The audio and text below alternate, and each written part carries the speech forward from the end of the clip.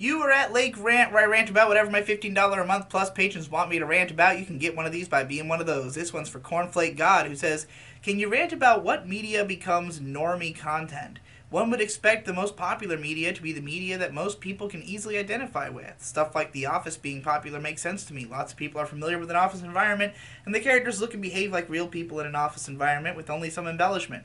I've been rewatching SpongeBob lately, and I'm very confused on how it became such a popular show. The imagery and ideas are bizarre, often grotesque and surreal, such as the episode where Squidward gets trapped in a white void and the word alone is the only thing to accompany him, or the Power Within sequence in another episode. How do you think that media becomes accepted by a mainstream audience? Well, first of all, you can get away with a lot more stuff when you're aimed at kids, because kids are not going to question the absurd reality of the situation, and adults will just consider that it's a kids show, so it doesn't have to make sense. And so a place like Bikini Bottom, I mean, it makes like sense in an intellectual kind of way, where it's just people living regular everyday lives but at the bottom of the ocean, and everything that's different about them from regular humans is easy to identify by just the fact that they live underwater, you know? So, like, he lives in a pineapple at the bottom of the ocean. Okay, but it's still a house. He still has a regular job. He still does normal things. Like, SpongeBob is just a regular person who happens to be, you know, a little weird in the head, and he lives in a place where fantastical things can happen, but none of it is, you know, difficult to interpret. There's nothing in SpongeBob that leaves you scratching your head as to, you know, why this character was motivated to do the thing that they did, or, you know, even if you might not scientifically understand what's going on, there's a certain logic behind it. Like, a lot of the humor in a comedy show is in twisting the expectation of what would logically follow into something that is funny in its illogical nature, you know? So, like, I don't think anything in SpongeBob is crazy difficult to relate to. It's, you know, there might be moments where it goes a little bit far afield, but I bet they're not as much in the earlier episodes, or that, you know, it's working from a baseline of you being able to understand it, and then it goes into weird places, and different people have different feelings about different episodes, whichever jokes they laugh at, find the most funny. Again, shows like that with a very loose formula, they're allowed to just kind of throw in whatever, because even if one moment doesn't work for all audiences, other moments will. So, with something like The Office, I mean, yeah, it's really obvious how that took off, right? Everybody's lived in an office, the acting is funny, the it's just immediately relatable. But SpongeBob, it got its start as a kids show that only kids are paying attention to. The kids got sucked into it. Adults who watched it with their kids might have found the entertainment value in it, or kids who were a little bit more grown up might have appreciated some of the, you know, the deeper humor in the show.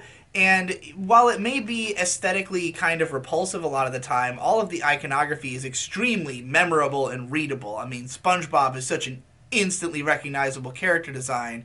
There's nothing else quite like him. He's such a simplistic shape. He's just a square, essentially, a rectangle. But you know, because he's a sponge and there's no other character that's a sponge, and he has a distinct personality, like, you're not going to mistake him for anything, you know? So as long as you find that iconography somewhat endearing, you know, it can be plastered everywhere and you won't get sick of seeing it.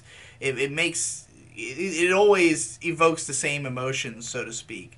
So I think that SpongeBob is a show that could only have gotten popular over time.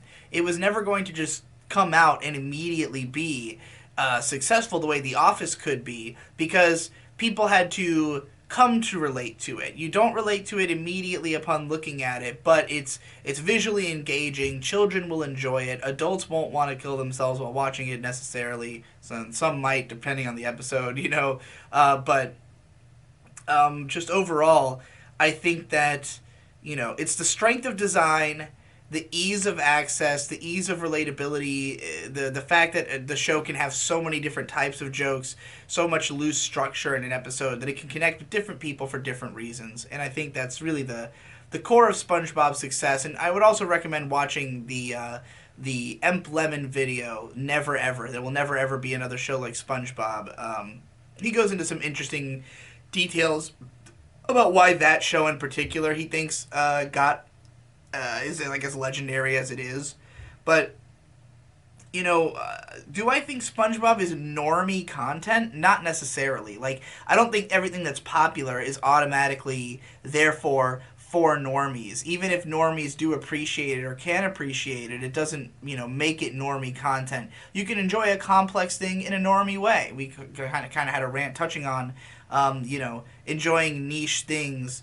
But like how broad audiences can enjoy niche products just because of the fact that it's got some property that attracts the masses. So,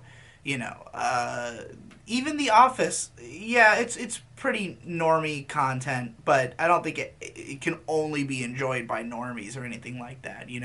But I would say that something basically becomes normie content when it is not trying to like express abnormality. It's not trying to express something beyond the norms, or it's aimed directly at the broadest possible audience. Like, it was made to be as broadly appealing as possible. Something like a Marvel movie, ironically, with that being at one point nerdy media, is pretty much the most normie media that something could be, I think, at this point.